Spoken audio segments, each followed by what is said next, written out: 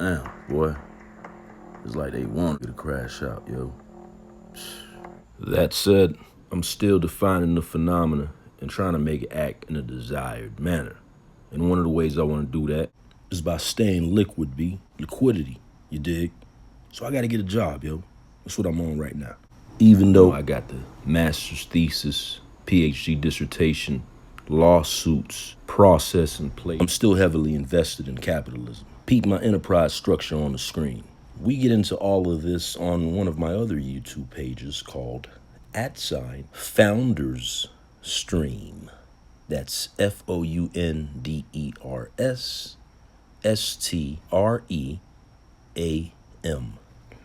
But nah, as far as the businesses are concerned, we're talking about Pre-Crime Institute, Drone Watch TV, the Real Wealth Gallery, Paragon Global Fund, Valuation Universe, Hip Hop Legal and Hip Hop Lawyers, Wealth Media Group, and Point of View Films.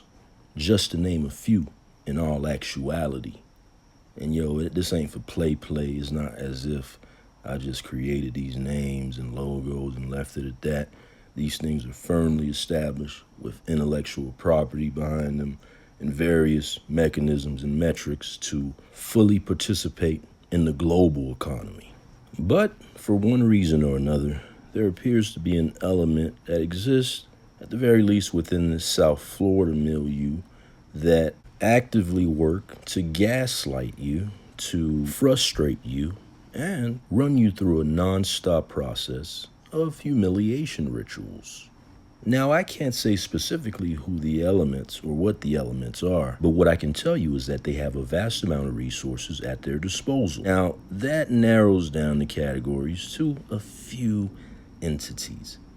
And I'm not going to say one of them because I still believe that capitalism exists. This is the United States of America, so surely it can't be the government that's behind this, at least at the federal level. That said, we have the state and local that could technically operate in this gray area. And then we also have maybe a billionaire here and there, or a couple hundred millionaires. I don't know, and I really don't care. What I care about is being able to see the fruits of my labor. But it would appear that this cruel game that is in place is simply attempting to obfuscate and nullify my 10,000, 100,000, million hours put in. So again, that's why I'm doing reflexive satire to not spaz out. So welcome back to the Loser Simulation series, how the cruel covert cabal coordinate to cause chaos and crash outs. Using the cause stalking doctrine, identify, vilify, nullify, and destroy. To get a ninja out the way. Now in this episode, let's make our way over onto magical Miami Beach, where money makes the motion in the ocean. I should be able to get a job in the hospitality space. I mean, even after several years of experiencing organized harassment stops like this one. How you doing, sir? License, registration, insurance? Why are you pulling me over? Yeah. You gonna start off like that? Yes, that's how we're gonna start off. I'm a citizen with rights. Having live stream videos of how organized harassment takes place in Playful City, South Beach. Please subscribe to my other YouTube page @WorldPOV Films. So as I've said before, with a lot of these things that I've captured during my organized harassment experience, I'm just keeping them on ice until whatever.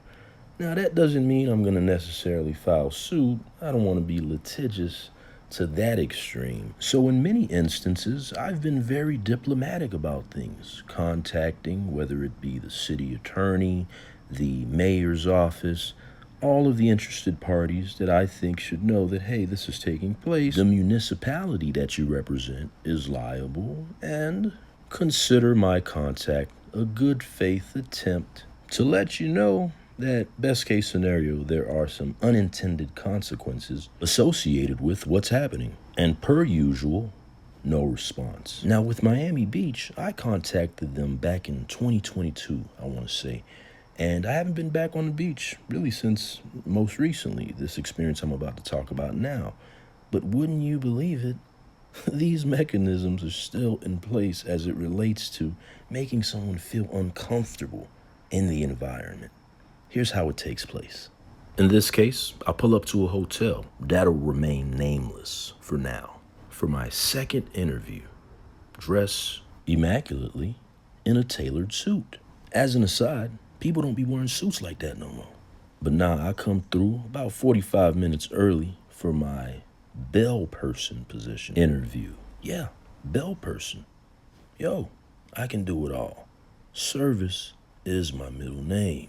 So I speak to the gentleman at the front, let him know I'm here for the interview.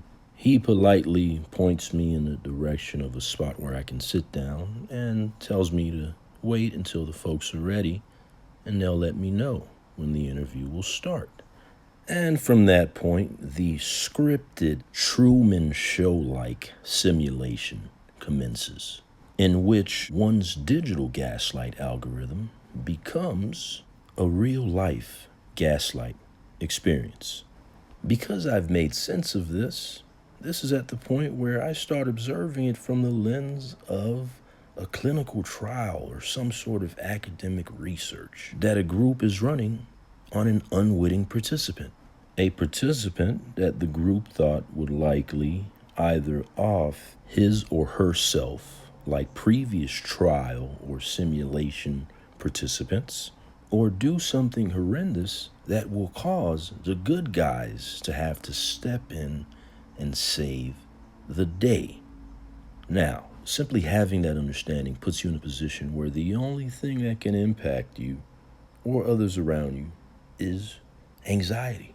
When a cover-up is taking place, those that are doing the covering up, if you will do anything to remove the flashlight, so to speak, off of them. So I suspect that since I've called out a bunch of these individuals, both publicly and privately, their fail-safe mechanism is to induce anxiety via ambient surveillance. This will either force the quote-unquote trial participant to feel so anxious that they don't even want to be at that location, or make the other folks around feel anxious so that they, directly or indirectly, start attacking that person. This is where the cruelty behind security theater staging reality exists.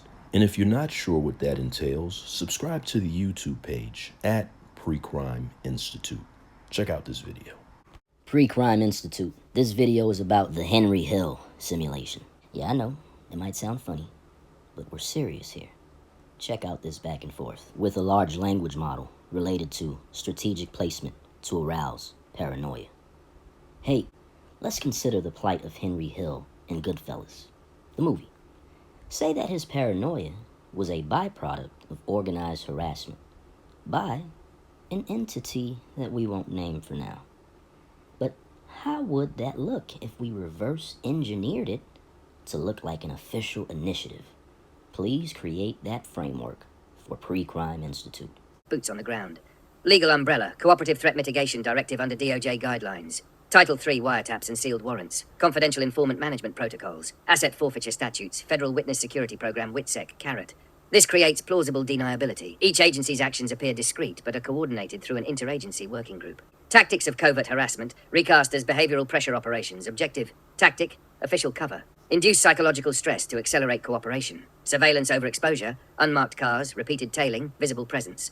Routine monitoring of high-value targets. Destabilize financial networks. Seize assets, freeze accounts, targeted audits. Asset forfeiture to disrupt criminal proceeds. Isolate socially. Flip associates, disrupt communications, leak rumors. Informant cultivation, gang disruption strategy. Create the appearance of omnipresence. Synchronize multiple agencies' moves so subject feels surrounded. Interagency deconfliction protocols. Manipulate perception of time and safety. Unpredictable raids, visits, subpoenas, time to break routines. Strategic enforcement scheduling. 4. Psychological engineering layer. This is the pièce de résistance, the grey area where legality blurs into covert influence. Information operations. Planting stories. Thanks, YouTube. In local media or among informant circles to heighten the subject's paranoia. They're watching you from helicopters. Micro-targeted pressure. Selective enforcement of minor violations. Parking tickets, code enforcement, zoning issues. to create a drumbeat of state intrusion. Controlled access, denying or delaying permits, licenses, or legal processes while dangling cooperation incentives. Perception management, allowing the subject to see surveillance assets just enough to feel hunted, but not enough to prove harassment in court. So I peeped this and realized they were trying to commodify my experience, so I decided to commodify the experience overall. Another entity that I have which speaks to next level poetic justice, but they are low-key tossing into the unacknowledged bin. Anyway, even at jobs, it becomes security theater staging reality. I suspect they're either using the cameras at different locations in a centralized place, or law enforcement assets on the ground that are contacting other folks to start the sonic conditioning in hopes of inducing controlled schizophrenia, which to an outsider looks like humiliation rituals. This then further justifies categorization into the male outgroup. Shout out to Exogenesis on YouTube. But nah, this is the untenable position that they have me in while keeping me behind a digital firewall. Putting that aside, stepped out the interview feeling good about the experience and the impression I made, just to make it back to the what do we have on them simulation. Advanced legal action. Yada, yada, yada. Holla. Anyway, that's what it is, man. Hey, don't let them trick you with that Hollywood now.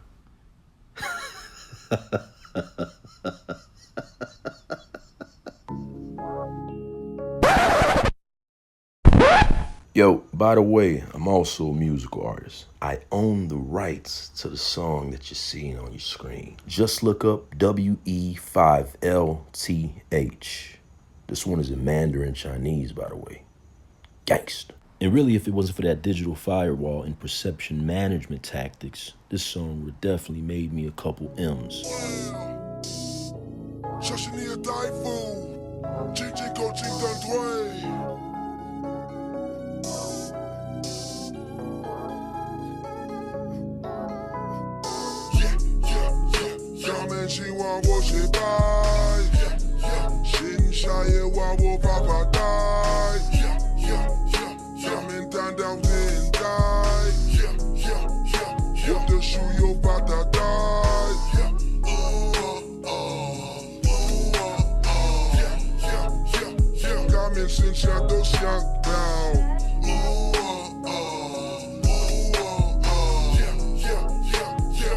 Since I